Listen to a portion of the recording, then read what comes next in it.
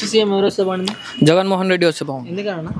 అంటే ప్రతి ఒక్క ఫీల్డ్లో మనం చూసుకుంటే అగ్రికల్చర్ ఫీల్డ్లో అన్న, ఎడ్యుకేషన్ ఫీల్డ్లో అన్న, ప్రతి ఒక్క ఫీల్డ్లో మంచిది బాగా జరిగింది. అభివృద్ధి అనేది మంచిగా జరిగింది.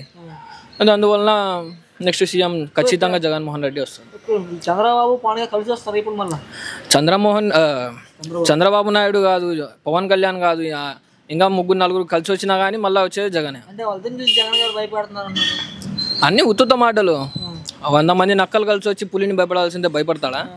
అంటే పవన్ కళ్యాణ్ అన్నాడు నీకు యుద్ధమే కావాలి, యుద్ధమే ఇస్తా కాసుకో జగన్ అన్నాడు కదా అన్నా. ఇది సినిమా ఫీల్డ్ కాదన్నా, ఇది వాస్తవంలో ఇంకా మనుషులు రావాలా జనాలు. ఇది వాస్తవం. ఇది ఈ సినిమాలు కాదు, మనం మూవీస్లో చూసినట్టు హార్ట్ హూట్ అనుకునేది కాదు.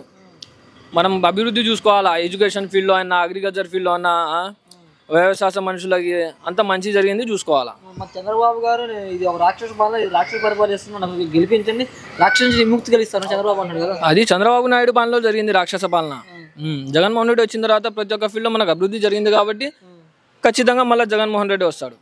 జగన్ వస్తారన్నారు ఖచ్చితంగా 100%. గంగుల బిజేంద్ర రెడ్డి ఖచ్చితంగా.